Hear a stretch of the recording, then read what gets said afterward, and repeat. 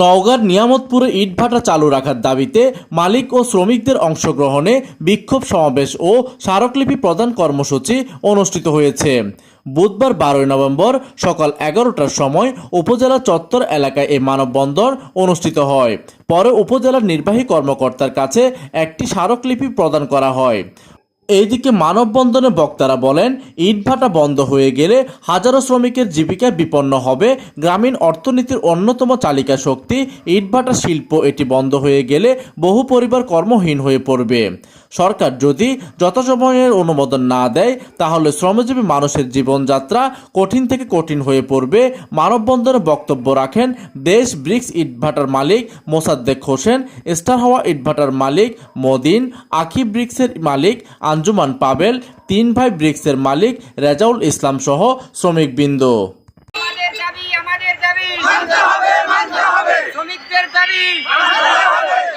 প্রতিনিধি S A সাগর দাসের তথ্য ও পাঠানো চিত্রে ডেস্ক নিউজ, দিগন্তের বার্তা 24, নওগাঁ।